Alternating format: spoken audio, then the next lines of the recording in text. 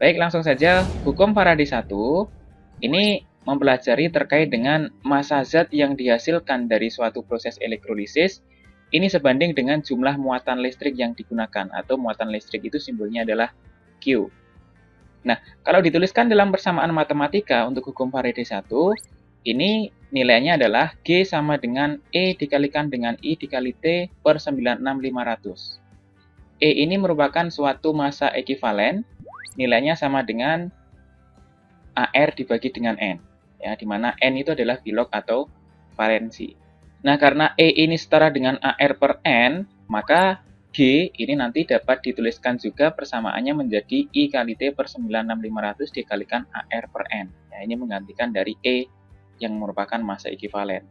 Nah, kalau misalkan dilihat dari konsep secara fisika, I kali T itu di dalam fisika setara dengan Q atau muatan listrik. Ya. Q itu sama dengan I dikalikan dengan T. Dengan penjelasan bahwa G ini adalah massa zat, nanti satuannya adalah gram. I merupakan kuat arus, satuannya ampere, kemudian T merupakan waktu ya dalam satuan sekon, dan N ini merupakan bilog atau valensi. Kemudian Q sendiri merupakan suatu muatan listrik, simbolnya adalah C. Nah, selanjutnya di dalam hukum Faraday 1 ya, dalam proses untuk menentukan massa zat ataupun volume gas yang dihasilkan dari suatu elektrolisis, maka biasanya akan dikenal dengan mol elektron. Mol elektron ini sebanding dengan 1 Faraday atau setara dengan 96500 Coulomb. Ya, atau 1 mol elektron itu setara dengan 96500 Coulomb atau 1 Faraday. Sehingga secara matematika dapat dituliskan bahwa mol elektron itu setara dengan F atau setara dengan I dikalikan dengan T per 96500. Contoh soal misalkan, ada arus listrik sebesar 10 ampere dialirkan selama 16 menit ke dalam larutan CuSO4 dengan ArCu 63,5, ArS32 dan ArO adalah 16. Dengan elektroda karbon, berapakah massa tembaga yang dapat diendapkan di katoda? Nah, untuk mengerjakan soal dari contoh nomor 1 ini, karena di sini ditanyakan massa yang diendapkan di katoda, maka kita bisa langsung menggunakan persamaan hukum Faraday 1 ini. Ya, yaitu menggunakan G sama dengan I kali T per 96500 dikalikan dengan AR per N. Kemudian, kita masukkan data-data yang sudah ada. Di sini diketahui kuat arusnya atau I-nya itu adalah 10 ampere, maka 10 ampere ini kita masukkan ke persamaan. Kemudian di sini waktunya adalah 16 menit, padahal waktu yang digunakan untuk hukum Faraday itu adalah dalam satuan sekon. Maka waktu 16 menit ini harus kita ubah menjadi sekon dengan cara dikali dengan 60 dan dimasukkan ke dalam persamaan. Sehingga di sini 16 dikali dengan 60. AR-nya di sini ArCu adalah 63,5. Kenapa kok yang digunakan ArCu? Karena di sini yang ditanyakan adalah massa tembaga atau Cu. Nah, sehingga di sini 63,5 kita masukkan ke persamaan juga. Nah, selanjutnya adalah yang N. N ini merupakan bilog atau valensi. Nah, kita tahu bahwa pada CuSO4 ini kalau terurai jadinya adalah Cu2+ ditambah dengan SO42-. Artinya di sini bilog Cu atau valensi Cu ini adalah 2 sesuai dengan muatan dari ion Cu2+. Ya. Sehingga N ini kita masukkan ke dalam persamaan sini. Sehingga setelah kita hitung, nanti menghasilkan massa zatnya atau massa Cu yang mengendap itu adalah 3,16 gram. Nah, ini ketika soalnya itu langsung bisa menggunakan hukum Faraday 1. Kemudian, contoh soal yang lain. Misalkan untuk contoh soal yang kedua, di sini diketahui pada proses elektrolisis CuCl2 dengan elektroda PT digunakan arus sebesar 0,4 farad atau 0,4 Faraday. Berapakah volume gas yang dihasilkan di anoda pada 0 derajat Celcius dengan tekanan 1 atm? 0 derajat Celcius 1 atm ini artinya adalah dalam keadaan standar atau STP. Maka, untuk mengetahui gasnya yang dihasilkan itu apa, kita harus tahu dulu reaksi yang terjadi di anoda. Nah, pada elektrolisis ini yang dielektrolisis adalah CuCl2, ya, di mana ketika terionisasi jadinya adalah Cu2+ dengan 2Cl-. Nah, di sini untuk menentukan reaksi di anoda, kita harus tahu dulu elektroda yang digunakan pada reaksi ini inert atau tidak. Nah, ternyata di sini yang digunakan adalah elektrodanya PT. Nah, PT ini merupakan suatu elektroda inert. Kalau elektrodanya inert, baru kita lihat anionnya. Ya. Ini merupakan suatu aturan dalam reaksi elektrolisis. Nah, Cl- ini merupakan ion halida. Ya, maka reaksi yang terjadi di anoda ini adalah 2Cl- menghasilkan Cl2 ditambah dengan 2 elektron. Sehingga menurut soal di sini, yang dimaksud gas yang dihasilkan itu adalah berapakah volume dari Cl2 di sini. Nah, untuk menghitung volume Cl2-nya, kita harus tahu berapa molnya terlebih dahulu. Nah, molnya dari mana kita menghitungnya? Ingat di sini tadi bahwa mol elektron itu setara dengan F. Di soal sudah diketahui F-nya adalah 0,4 F. Maka nanti mol elektronnya setara dengan F, yaitu adalah 0,4. Kita masukkan ke sini, mol elektronnya adalah 0,4 mol. Sehingga di sini kita masukkan 0,4 ke dalam persamaan reaksi di anoda ini, elektronnya 0,4 mol, maka Cl2-nya, karena ini perbandingan koefisiennya adalah 2:1, berarti Cl2 ini setengah dari molnya elektron. Ya, kalau di sini elektronnya 0,4, berarti Cl2-nya adalah 0,2 mol. Nah, yang ditanyakan di soal adalah volume gas pada keadaan STP. Ingat, untuk menentukan volume gas pada keadaan STP dapat dihitung menggunakan mol dikalikan dengan 22,4. Molnya Cl2 atau gasnya ini tadi adalah 0,2 dikalikan dengan 22,4, maka hasilnya volume gas di anoda adalah 4,48 liter. Nah, ini kalau misalkan ini menggunakan cara konsep. Tapi kalau misalkan mau menggunakan cara yang lain yang lebih cepat juga boleh. Nah, ini saya berikan contoh untuk mengerjakan secara lebih ringkas atau lebih cepat dengan hasil yang sama. Nah, ini menggunakan triknya adalah bahwa F atau bilangan Faraday itu setara dengan mol dikalikan dengan valensi Z. Valensi yang dimaksud di sini adalah kalau misalkan dia itu logam, maka dilihat dari muatan logamnya. Misalkan Cu2 plus O berarti valensinya dia adalah 2 sesuai dengan muatannya.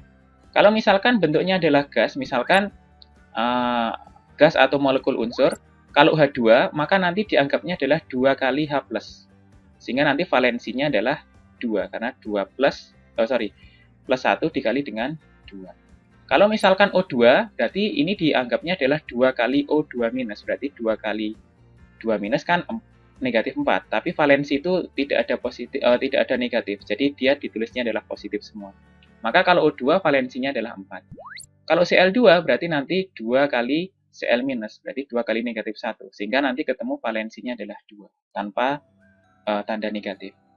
Nah, dengan menggunakan trik ini kita juga bisa menentukan volume gas yang dihasilkan di anoda. Karena kita tahu bahwa anoda ini gasnya adalah Cl2 dari reaksi elektrolisis CuCl2 ini tadi.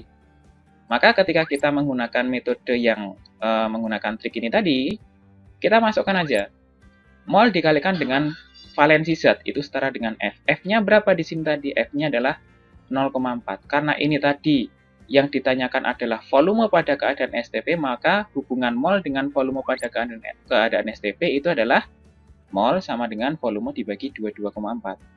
Sehingga data yang sudah ada kita masukkan. F-nya ini tadi adalah 0,4, kita masukkan ke sini. Mol ini setara dengan volume dibagi 22,4, ya kita masukkan ke sini.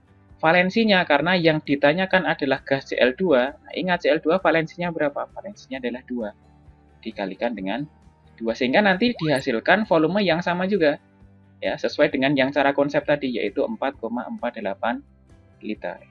Nah, ini ketika menggunakan trik yang lebih cepat dan menghasilkan hasil yang sama. Oke, saya lanjutkan ke contoh yang berikutnya, contoh soal yang ketiga sekarang. Pada contoh yang ketiga di sini, ini diketahui pada elektrolisis larutan CuSO4 dihasilkan logam tembaga ya dengan AR tembaga atau AR SiO adalah 63,5 sebanyak 12,7 gram. Pada keadaan standar, berapakah volume gas yang dihasilkan di anoda? Jadi di sini yang diketahui adalah massa Cu-nya, yang ditanyakan adalah volume gas di anoda. Maka kita harus tahu dulu bagaimana reaksi di katoda dan di anoda. Kita kerjakan dulu dengan menggunakan cara konsep terlebih dahulu. Nah, karena di sini yang dielektrolisis adalah larutan CuSO4, ya, kalau terionisasi jadinya adalah Cu2+ dan SO4 2-. Nah, ini ion positifnya adalah Cu2+, dia bukan logam aktif, bukan golongan 1A, 2A, Al, atau Mn. Maka reaksi yang terjadi di katoda ini langsung reduksi dari kationnya atau reduksi dari Cu langsung ya, ditambah dengan 2 elektron menghasilkan Cu. Kemudian reaksi di anoda bagaimana? Ingat, kalau reaksi di anoda kita harus melihat dulu elektrodanya, tetapi di soal tidak diketahui elektroda yang digunakan itu inert atau tidak. Maka kalau di soal tidak diketahui, kita anggap bahwa elektrodanya itu adalah inert. Sehingga di sini karena anionnya atau ion negatifnya ini mengandung oksigen atau anion oksigen, maka reaksi yang terjadi di anoda adalah oksidasi dari H2O, yaitu 2H2O menghasilkan 4H+, ditambah dengan O2, ditambah dengan 4 elektron. Nah, kemudian karena di sini yang ditanyakan adalah volume gas yang dihasilkan di anoda, maka kita harus tahu dulu, ya. Ini kalau gasnya yang ditanyakan itu di anoda berarti gas O2, berarti molnya berapa? Untuk menentukan molnya O2 kan kita harus tahu dulu mol elektronnya. Nah, dari mana kita tahu mol elektronnya? Padahal yang diketahui adalah hanya massa dari Cu saja, yaitu 12,7. Ya, sehingga kita harus melalui mol Cu terlebih dahulu. Dimana kalau diketahui massa, maka menghitung mol, ya dalam hal ini adalah mol Cu adalah massa dibagi dengan AR atau gram per AR. Sehingga massanya di sini adalah 12,7, AR-nya adalah 63,5, maka 12,7 dibagi dengan 63,5, ketemunya adalah 0,2 mol. Ini merupakan molnya Cu. Kita masukkan ke dalam persamaan reaksinya. Cu 0,2 mol. Nah, di sini elektronnya adalah Mu-nya perbandingan 1 dibanding 2 terhadap Cu. Maka kalau Cu-nya 0,2 mol, berarti elektronnya di sini 2 kalinya, yaitu 0,4 mol. Nah, elektron yang ada di katoda dengan yang di anoda ini pasti sama. Kalau di katoda itu 0,4 mol, berarti di anoda ini elektronnya juga 0,4 mol. Jadi meskipun ini 2, ini 4 tidak akan berpengaruh ya, karena ini adalah koefisien dari reaksi yang beda. Jadi koefisien itu hanya bisa berlaku ketika di dalam suatu reaksi. Tapi kalau reaksi sudah berbeda tidak bisa. Nah, atau dengan kata lain, intinya bahwa mol di katoda, mol elektron di katoda sama dengan mol elektron di anoda. Nah, ketika mol elektronnya ini 0,4, berapa molnya O2? Nah, ini perbandingannya baru bisa dipakai nih, karena dia dalam satu reaksi. 4 dibanding 1. Berarti kalau di sini 0,4, maka O2-nya adalah 0,1 mol di situ. Kemudian, di sini ditanyakan volume gasnya yang dihasilkan pada keadaan standar, berarti pada keadaan STP. Maka, ini harus kita rubah molnya O2 menjadi volume dengan cara mol dikali dengan 22,4. Ya, sehingga 0,1 dikali 22,4 ketemunya volume oksigennya adalah 2,24 liter. Ini ketika menggunakan cara konsep. Nah, kalau menggunakan trik lagi bagaimana? Atau cara yang lebih ringkas lagi bagaimana? Saya tambahkan satu cara yang lebih ringkas lagi, bahwa nanti mol dikalikan dengan valensi Z1 sama dengan mol dikalikan dengan valensi Z yang kedua.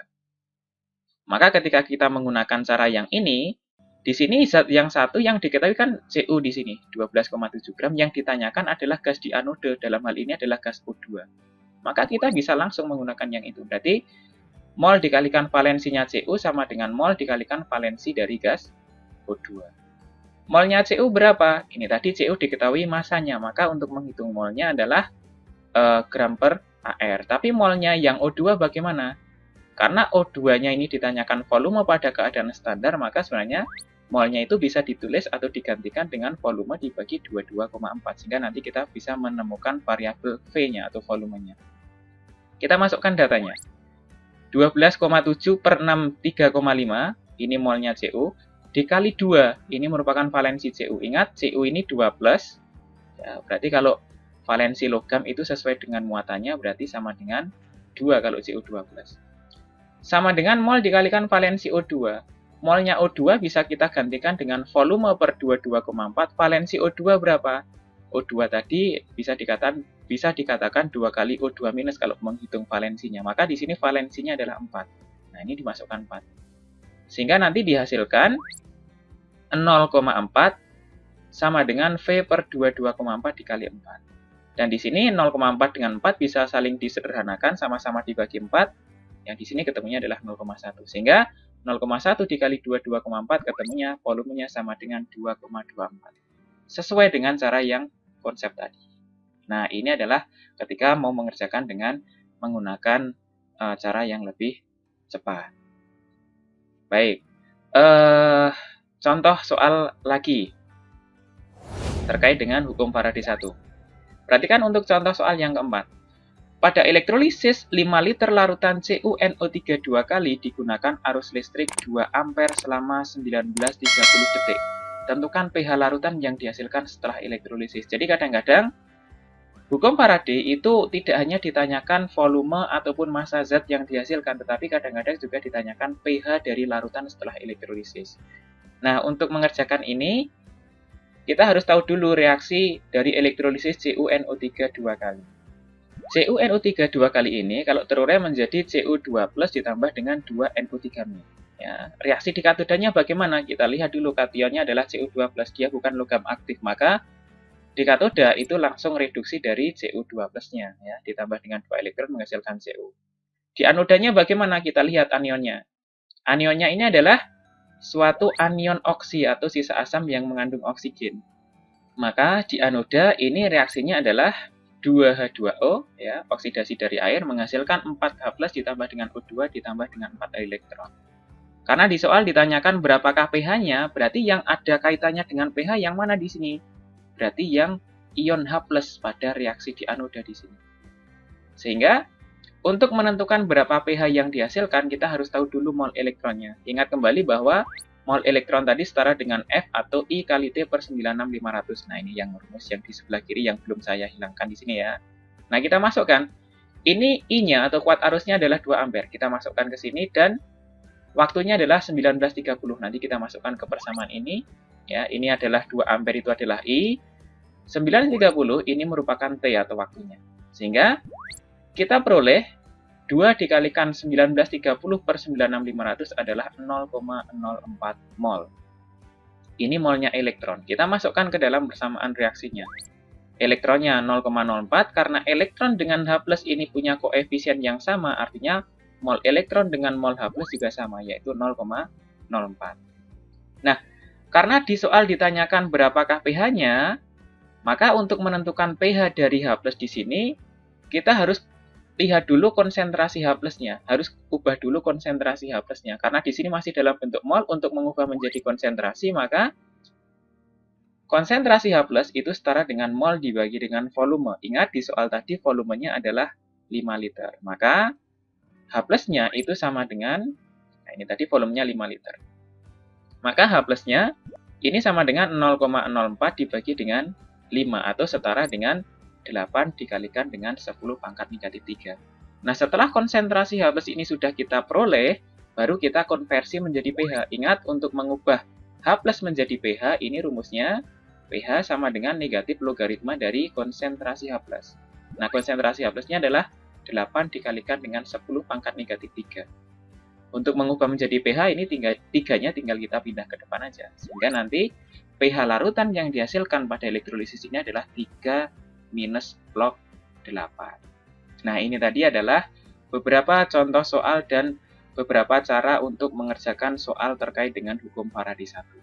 Baik, hukum Faraday yang kedua ini terjadi atau digunakan untuk elektrolisis yang dilakukan secara seri. Jadi, pada elektrolisis seri, massa zat yang dihasilkan pada elektrolisis ini sebanding dengan massa ekivalen zat atau E dari elektrolisis tersebut. Ini menurut hukum Faraday yang kedua.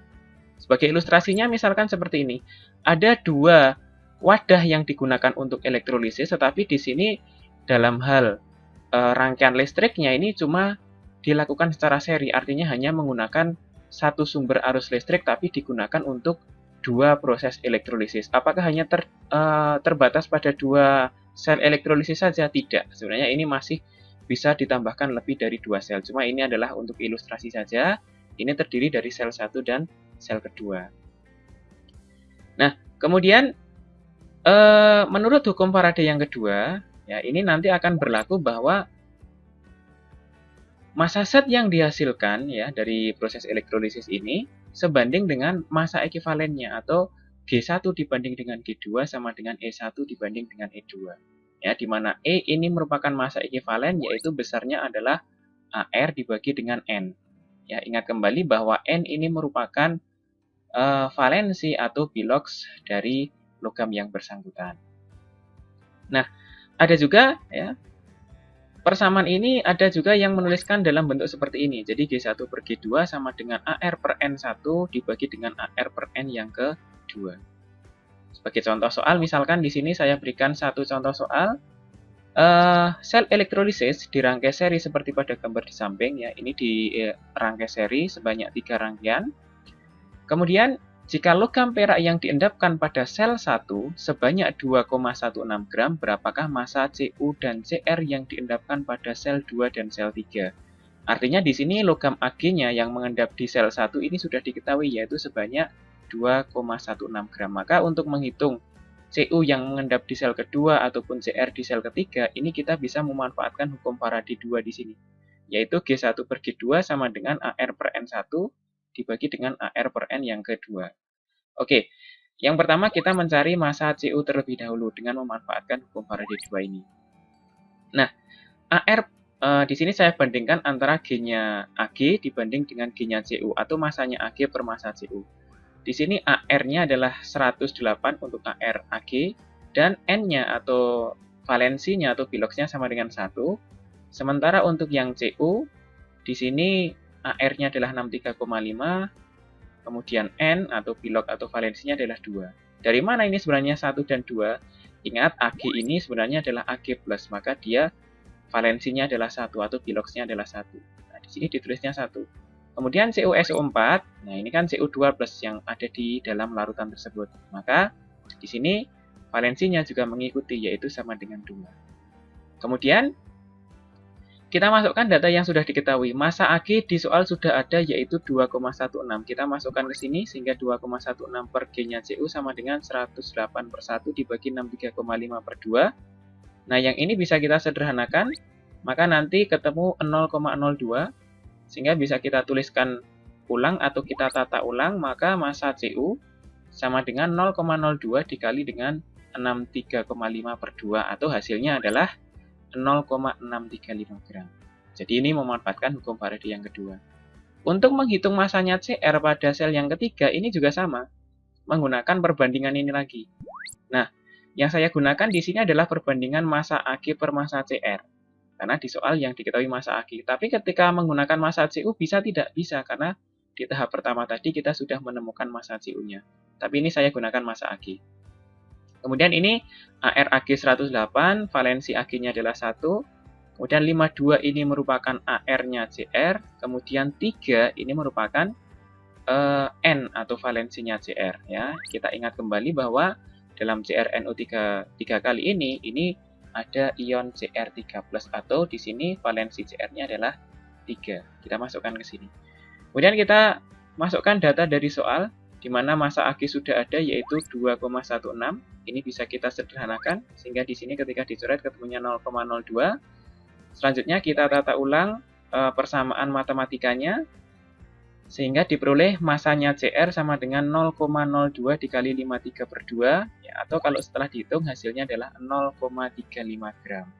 Nah, ini adalah hukum Faraday yang kedua, dimanfaatkan untuk elektrolisis pada rangkaian seri. Contoh soal lagi. Pada contoh soal yang kedua di sini diketahui sejumlah arus listrik dialirkan dalam larutan CuSO4 sehingga diperoleh endapan Cu di katoda adalah 3,175. Bila arus listrik yang sama dialirkan ke dalam larutan CrNO3 3 kali, maka berapakah besar massa Cr yang dapat diendapkan?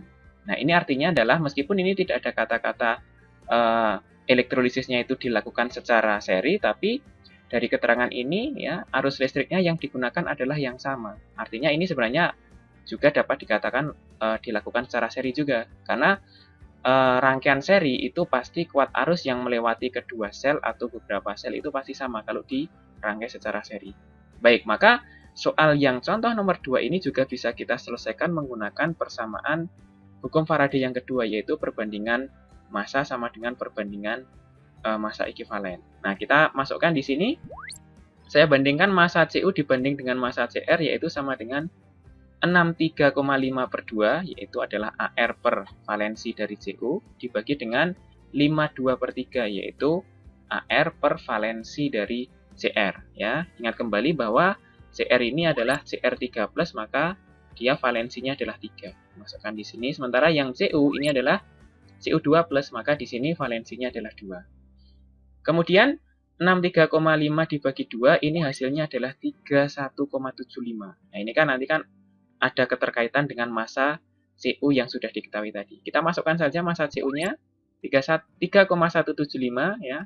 Bisa disederhanakan dengan 31,75. Maka yang di kiri ini diperoleh 0,1. Sehingga ketika ditata ulang persamaan matematikanya ya, diperoleh massa Cr ini sama dengan 0,1 dikali dengan 52/3 atau hasilnya adalah 1,75 gram. Nah, ini adalah hasil dari massa Cr yang dapat dihitung dengan menggunakan hukum Faraday yang kedua.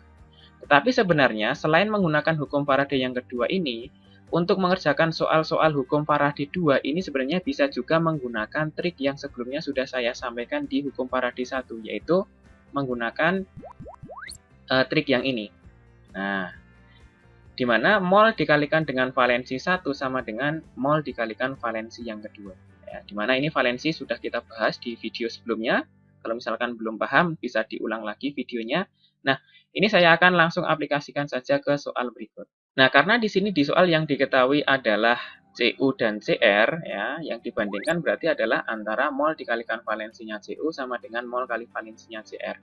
Karena Cu ini diketahui adalah massanya, maka nanti untuk menghitung mol, ini sama dengan massa per AR-nya, yaitu 3,175 dari sini, dibagi dengan ARCU, yaitu 63,5. Dikali valensi Cu, sama dengan 2. Nah, ini tadi kan valensinya kan bisa dilihat dari muatannya ya, sama dengan 2. Kemudian sama dengan gram per AR-nya Cr, dikali valensinya Cr, yaitu adalah 3. Nah, ini kan Cr3+, maka valensinya 3. Sehingga dari sini, ini dapat kita sederhanakan, ya, diperoleh 1/20, kemudian 2 dibagi 20, ini ketemunya adalah 0,1, sama dengan gram per 52 dikali 3, maka gramnya dapat diperoleh 5,2/3 atau nilainya sama dengan 1,75. Dan hasilnya sama dengan menggunakan yang hukum Faraday tadi, hukum Faraday 2. Jadi sebenarnya trik ini bisa dipakai di hukum Faraday yang satu, yang di video sebelumnya, ataupun di hukum Faraday yang kedua. Ya, silahkan dimanfaatkan sesuai dengan kebutuhan soal yang ingin diselesaikan.